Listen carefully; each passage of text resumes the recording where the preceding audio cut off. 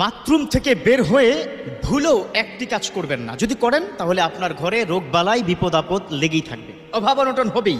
অনেকে প্রশ্ন করেন, হুজুর কেন, কি কারণে? বলছি, খুব মনোযোগ দিয়ে শুনবেন। এখন থেকে 30 বছর আগে বাইরে যখন বাথরুম ছিল, অ্যাটাচ ছিল না, 30 বছর আগে, তখন ওটা নিয়ে আমার কোনো অবজেকশন নাই। But my objection is attach bathroom নিয়ে। অ্যাটাচ বাথরুম সেটাও আমার অবজেকশন না, বাট অবজেকশন হচ্ছে বাথরুমের মধ্যে গিয়ে কী করেন। আমরা বর্তমান সময় অ্যাটাচ বাথরুম পাওয়ার পরে খুব বেশি পরিমাণ, যুবকরা তোমরা খুব বেশি পরিমাণ করো, সেটা হচ্ছে খোলামেলা হয়ে তোমরা কি বাথরুম করো, করো না?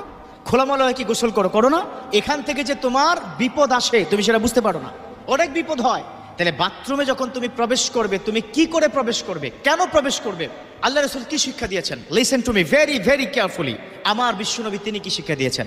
আমার বিশ্বনবী তিনি শিক্ষা দিয়েছেন, যখন তোমরা বাথরুমে প্রবেশ করবে তখন তোমরা বাম পা দিয়ে প্রবেশ করবে এবং প্রবেশ করার সময় তোমরা একটা দোয়া করবে, আল্লাহুম্মা ইন্নী আউযু বিকা মিনাল খুবুথি ওয়াল খাবায়েস।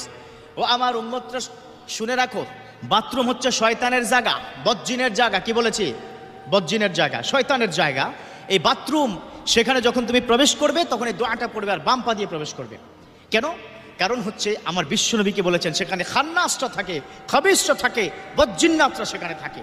এজন্য বলেছে আল্লাহুম্মা ইন্নী আউযু বিকা মিনাল খুবুসি ওয়াল খাবায়েস, আল্লাহ আপনার কাছ থেকে শয়তান ও খবিস, খান্নাস, বদজিন থেকে হেফাজত চাই। এর মানে কি বাথরুমের মধ্যে সেটা আছে। এবার আসুন, বাথরুমে গিয়ে খোলামেলা হয় কি গোসল করার পরে অনেক ধরনের রোগ হয়। এর মধ্যে একটা বিশেষ রোগ হচ্ছে যৌন রোগ, অনেকের হয়।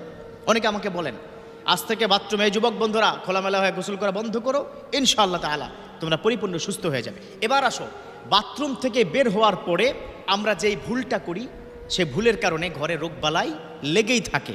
এক নম্বর হচ্ছে বাথরুম থেকে বের হওয়ার সময় একটা দোয়া আছে, সেটা আমরা পড়ি না। এই পড়ো, তোমরা পড়ো, পড়ো নাই, পড়তে হবে। বাথরুমে ঢুকতেছো, শয়তান থেকে আশ্রয় চাইবা, বাথরুম থেকে বের হবা, আল্লাহর কাছে শুকরিয়া জ্ঞাপন করতে হবে। কারণ একটা রিল্যাক্সের জায়গা হচ্ছে বাথরুম, তাই না? ভোগে সুখ নয়, ত্যাগেই সুখ। এই ডায়লগ কি শুনেছো তো তোমরা? শুনেছেন আপনারা? হ্যাঁ, ভোগে সুখ নেই, ত্যাগেই সুখ।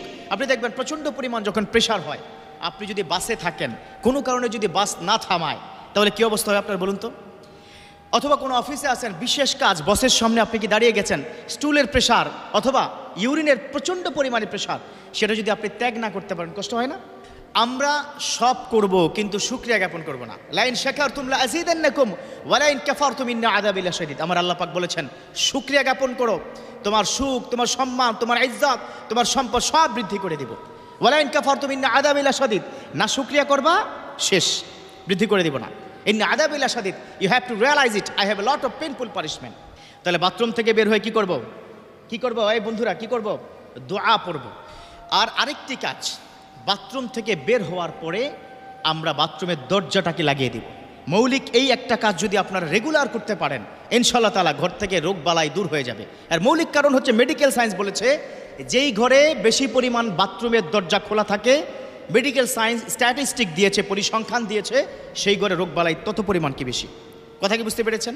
আর মৌলিক কারণ হচ্ছে, অনেক সময় ছোটো ছোটো কি বাচ্চারা, তারা গিয়ে বাথরুমে প্রস্রাব করে না, করে দেয়, আপনি হয়তো খেয়ালও করেন নাই, সেটা আপনি হয়তো মানে পানি দিয়ে সেটাকে ঢেলে দিতে পারেন নাই, সেখান থেকে রোগ জীবাণু ওই যে দরজা খোলা রাখেন, এটা দিয়ে কিন্তু ঘরে প্রবেশ করে। অনেক সময় আমাদের মা বোনরা খাবার খোলা রাখেন তো, ডাইনিং টেবিলে খাবার আছে, খোলা রেখে দেন। এ খোলা রাখার কারণে ওখান থেকে বাতাসে উড়ে ব্যাকটেরিয়া, ভাইরাস আপনার খাবারের মধ্যে পড়ে যায়, আপনি সেই খাবার আবার খাচ্ছেন, এই জন্য আপনার গ্যাস ফর্ম করছে, পেটে ডিস্টার্ব দিচ্ছে। আপনার পেটে ডিস্টার্ব দিয়ে গ্যাস ফর্ম করলে কোথায় যেতে হয় বলুন তো? হসপিটালে যেতে হয়। বেশি করে অ্যান্টিবায়োটিক খাও, একটার পর একটা রোগবালাই লেগেই থাকে। তো আপনার ইনকাম হচ্ছে ফিক্সড, খরচ যদি বেড়ে যায় দ্বিগুণ হবে। এজন্য আপনার ঘরে অভাব অনটন কি লেগে আছে?